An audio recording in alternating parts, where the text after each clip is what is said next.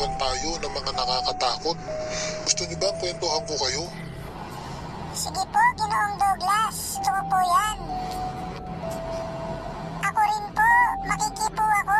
Gustong-gusto ko po yan mga kwento nakakatakot po. O sige, makinig kayo mabuti ha. Opo. Opo. Naaalala ko pa, mga bata pa kami ng mga kaibigan ko. Madalas kaming maglaro sa bakanting lote. Inaabot kami ng gabi sa palaro ng mga kaibigan ko. Isang araw nun, nag-brand up sa aming nayon.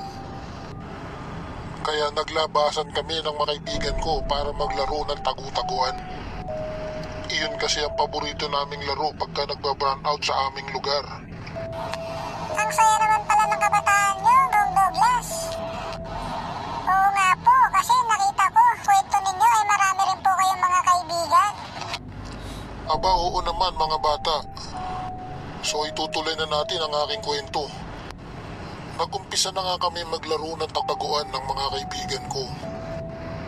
Naghiwa-hiwalay kami sa aming tago para hindi kami makita nung taya sa tagu-taguan.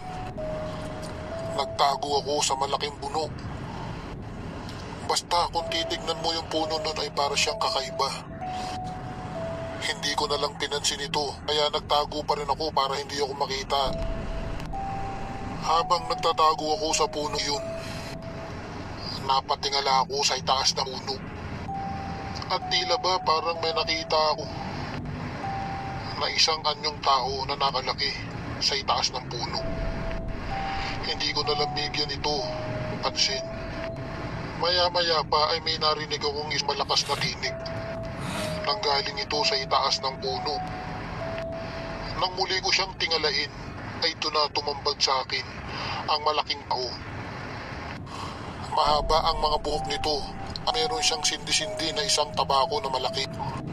Dito nalaman ko kung ano yung nakita ko sa may puno na iyon. Isang kare ang aking nasaksihan. Takot na takot ako at hindi ko alam kung ano ang gagawin ko dahil wala akong kasama na nagtago sa may puno na iyon. Halos hindi ko maigalaw ang buong katawan ko sa sobrang takot ko. Ilang saglit pa ay dumating ang isang kaibigan ko na nakita ako at nangtaka siya. Tinanong niya ako, bakit daw ba ako hindi makapagsalita at parang takot na takot at nakatulala lang. Nang muli akong tumingala sa puno ay hindi ko na nakita ang kapre dahil siguro na meron na akong kasama. Kaya umalis na ito. Ikinuwento ko sa kaibigan ko ang nakita kong kapre pero hindi siya naniwala sa akin. Ang ganda na ng kwento ninyo, Ginoong Douglas. Sige, pagpatuloy niyo pa ang kwento. Nananabik ako mapakinggan ito ng buo.